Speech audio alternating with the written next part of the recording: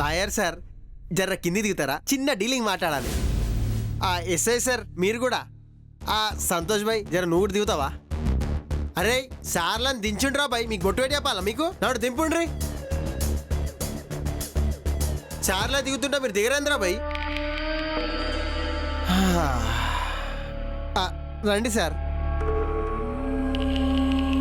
అవు సార్, పాపంగా పిల్లని గన్ని రోజులు లోపల పెట్టి రేప్ చేసి టార్చర్ చేసిరు కదా, కొంచెం కూడా తప్పనిపించలేదు సార్? తప్పే ఉంది, అది కూడా ఎంజాయ్ చేసింది కదా.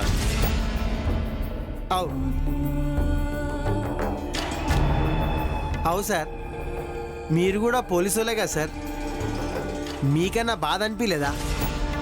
పాపంగా పిల్లని మానభంగం చేస్తుంటే కొంచెమన్నా మీకు బాధ అనిపించలేదా? బాధేంట్రా, ఎంజాయ్ చేసాం వదిలేసాం. ఏంటి అరెస్ట్ చేస్తే అయిపోయింది అనుకుంటున్నావా? ఇది తప్పుడు కేసు అని ప్రూవ్ చేసి వారం రోజుల్లో బయటకు వస్తాను. మళ్ళీ జాబ్లో జాయిన్ అవుతాను, అప్పుడు చెప్తానురా నీ సంగతి. కాదా మరి, గింత పలుకుబడి గింత పలగం ఉన్నప్పుడు ఏదో ఒక ప్లాన్ వేసి బయటపడాలి కానీ గిట్ల బఫుళ్ళలాగా బండెక్కి కోర్టు కూడా మేంది సార్. ఇట్లా మాటలు మాట్లాడు కాదు సార్, ప్లాన్లు వేయాలి.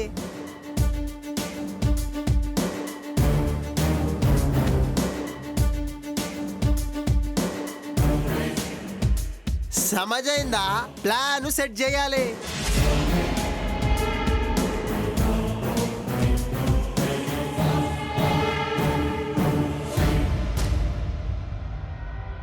అర్థమైంది, చెప్పు ఎంత కావాలి? బరాబర్ అర్థమైంది.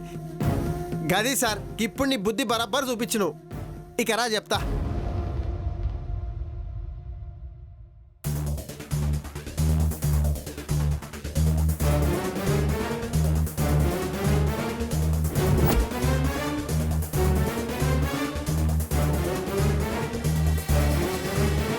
నువ్వు సూపర్ సీను.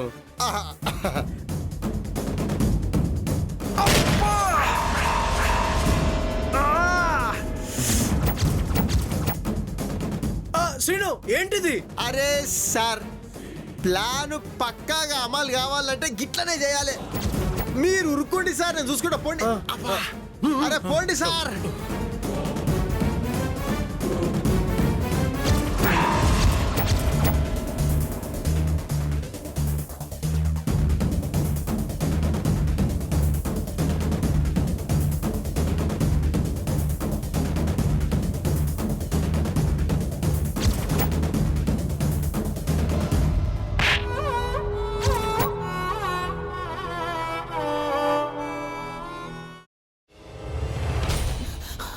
నువ్వు ఇంకేమన్నా చెప్పాలా? ఇంకేమన్నా అబద్ధం చెప్పాలనుకుంటే చెప్పేయి. నేను చూడాలనుకుంటున్నాను నన్ను మోసం చేయడానికి నువ్వు ఎంత నీచానికి దిగజారగలవు అని. ఎందుకు ఆలియా, ఎందుకు నువ్వు ఇలా చేసావు?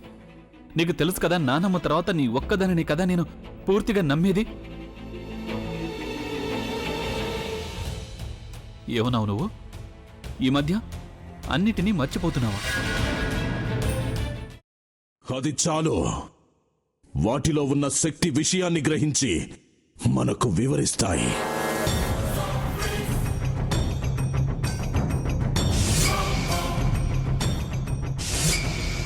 ఎవరు ఆ దండ విప్పొద్దు, గది తలుపులు తెరవద్దు.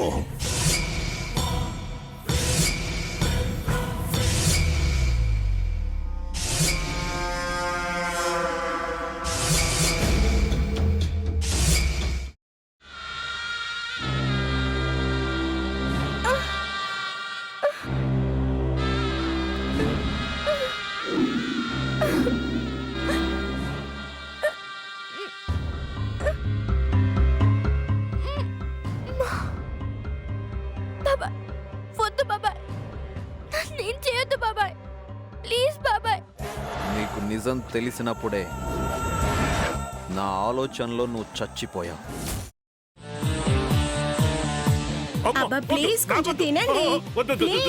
భీమారావు గారు, మీరా?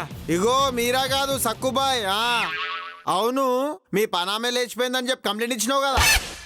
రేయ్ ఆయన కంప్లైంట్ ఇచ్చింది లేచిపోయిందని కాదు కనిపించడం లేదు అని. అచ్చా, అట్లానా? సరే మేడం. ఇడియట్.